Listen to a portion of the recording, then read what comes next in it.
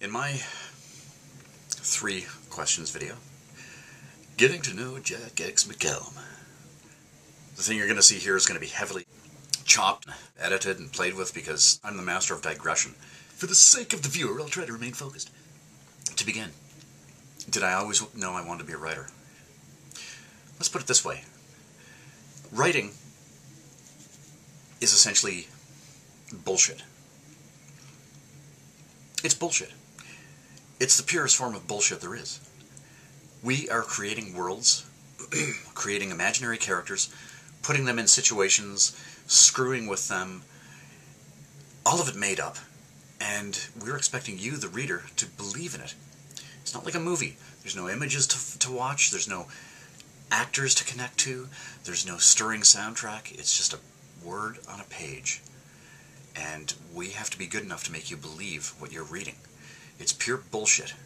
I didn't always know I wanted to be a writer, but I always liked bullshit. I like making things up. I like telling stories.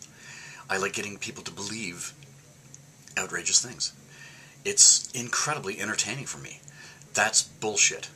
That bullshit became writing because I liked telling stories so much. 10, 11, 12, around that age, I think I wrote my first story.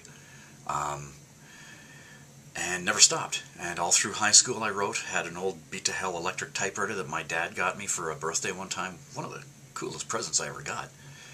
And am I showing my age by letting you know that I was writing in the pre-computer age? Hey, I've had jobs, I've had night jobs where I wrote longhand because I was bored.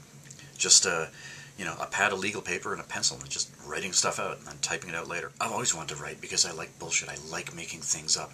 And the idea that I could get paid to make things up is incredible to me. Now, don't get me wrong. It's a fair trade. If you're willing to drop down, say, $3 for an ebook or $20 for a hardcover, and, I'd try to give you a bang for your buck. My book Made in the USA, we're looking at, is it 500 pages or more? That's a pretty damn good deal. I think it's a fair trade. At the same time, I put as much work into these short stories and novels as I can because I want you to believe the bullshit, but I also want you to be entertained. Because you know what? You've got your own bullshit too. You know why? Because everybody's bullshitting everybody. You've got a wife or a husband who's bullshitting you. You might have a kid who's bullshitting you. You got a neighbor who's bullshitting you. You know what? Your friends, they're bullshitting you. Your boss, look at the mountain of bullshit coming from your boss. So what I want you to do is step into my bullshit world and enjoy my bullshit and escape your own bullshit for a while. And if the magic happens, it won't seem like bullshit. It'll be just another world. Probably the greatest joy in writing for me, and always has been, is creating a character or characters that I really like and dropping them in the shit. If I had to describe my writing style in one sentence, that would be it. Creating characters I like and dropping them in the shit. Because if I can create characters that I really, really care about, that I've really invested in, I hope that you'll care about them too when you read them.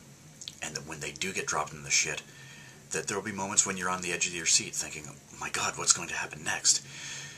And that leads me to another interesting point. I told you, digressions. A lot of times I don't know how a story is going to end. Made in the USA, my novel that's out now on Amazon, is a classic example, and it's happened with a lot of short stories too. The ending that is in that book is nothing like what I plotted. When I write, it's not so much that I'm creating, but it's as if I'm transcribing what I'm seeing in my head.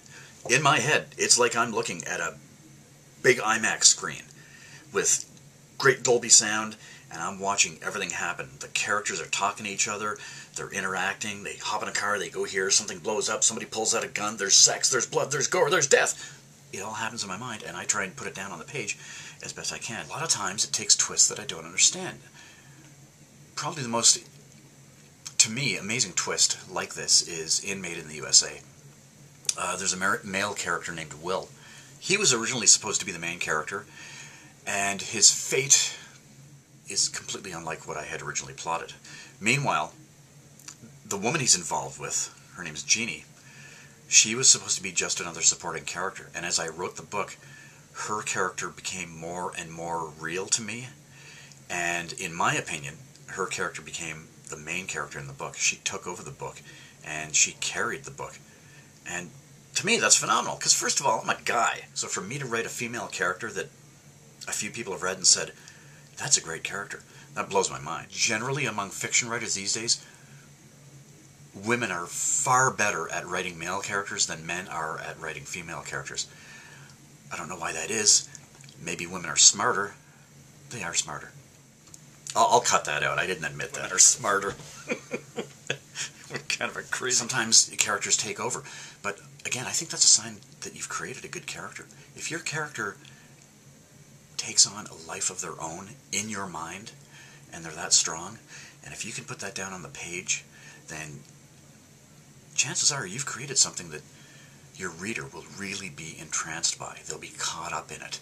They'll be swept away with the life of this imaginary person in imaginary peril.